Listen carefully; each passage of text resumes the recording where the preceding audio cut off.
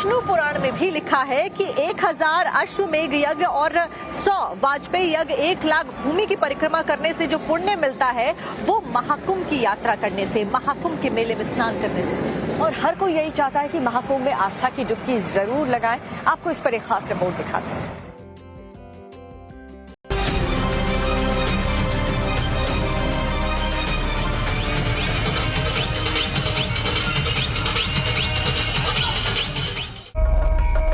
प्रयागराज में संगम की रीति पर एक से बढ़कर एक संत, महात्मा और सन्यासी पहुंच रहे हैं। सनातन संस्कृति की पहचान महाकुंभ में अलग अलग अखाड़ों, पंथ, संप्रदाय के संतों का समागम जारी है।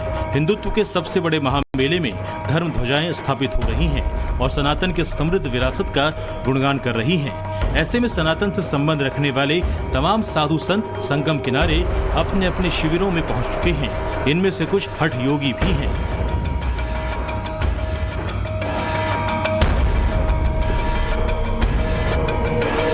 इस तस्वीर को देखिए, ये ऑक्सीजन बाबा हैं।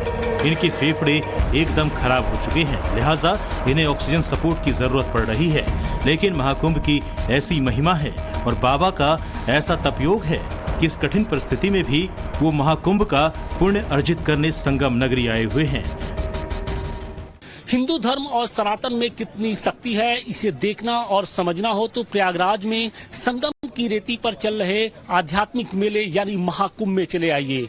महाकुंभ की शान अखाड़ों में देश के तमाम कोने कोने से जो साधु संत हैं, योगी, हठ योगी, सभी पहुंचे हुए हैं। लेकिन जो सबसे खास एक संत हैं, उनमें से हैं ऑक्सीजन बाबा, जिन्हें इंद्रगिरी महाराज के नाम से जानते हैं। लेकिन अब ये अपनी उखड़ती सांसों के साथ महाकुंभ में शिरकत के लिए पहुंचे हैं, यानी महाकुंभ में समागम के लिए यहाँ पर पहुंचे हैं। और आप देखिए कि ऑक्सीजन का सिलेंडर है और इनके किस तरीके से ये ऑक्सीजन सिलेंडर के साथ ये अपनी सांसें ले रहे हैं। लेकिन इनका हठ योग है कि वो महाकुंभ में इसी तरीके से प्रवास करेंगे और न सिर्फ प्रवास करेंगे बल्कि शाही स्नान भी करेंगे, अमृत स्नान भी करेंगे।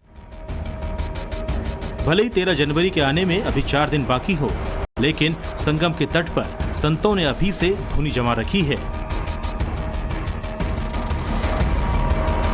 अपनी उखड़ती सांसों के साथ कुंभ में पहुंचे इंद्रगिरी महाराज की जिंदगी पिछले 4 सालों से ऑक्सीजन सिलेंडर के सहारे चल रही है। उनका 97% फेफड़ा खराब हो गया है। कोरोना काल के बाद से वो पूरी तरह बेड पर हैं। बावजूद इसके वो भगवान की तपस्या में लीन हैं। उनके तपोयोग का ही ये नतीजा है कि खराब फेफड़ों के बाद भी वो संगम नगरी में न केवल आए हैं बल्कि अमृत स्नान के लिए भी तैयार हैं। ऑक्सीजन के बल पे जिंदा हैं। ये 4 साल हो गए कोरोना काल से, डॉक्टरों ने भी मना किया हुआ है, फिर भी गणेश जी की इच्छा से, गणेश जी की कृपा से हम यहाँ पहुँचे हुए हैं। और जहाँ तक अपना तीनों स्नान, शाही स्नान होते हैं हमारे नागांव पे, वो करके जाने का विचार, अथवा जाना ही नहीं है। इतनी ठंड पड़ रही है, सर्दी कड़ाके की है और आप ऑक्सीजन के ये एक तरीके से तंबू के नीचे आप हैं, डर नहीं लग रहा है आपको? डर का आएगा, गणेश जी की इच्छा है, गणेश जी की कृपा है, गंगा माई की कृपा है, गुरु लोगों की कृपा के अनुसार चल रहे हैं अपने, और गणेश जी के भजन से सब कुछ सुख शांति में। महंत इंद्रगिरी जी महाराज को खराब फेफड़ों के कारण डॉक्टरों ने महाकुंभ में जाने से रोका था, लेकिन इसके बाद उनका हठ योग ही है कि वो कुंभ क्षेत्र में प्रवास कर रहे हैं। 12 साल के बाद महाकुंभ का योग लगा है। यही कारण है कि कोई भी साधु संत, चाहे वो जिस हाल में हो, इसका हिस्सा बनने से खुद को रोक नहीं पा रहा है।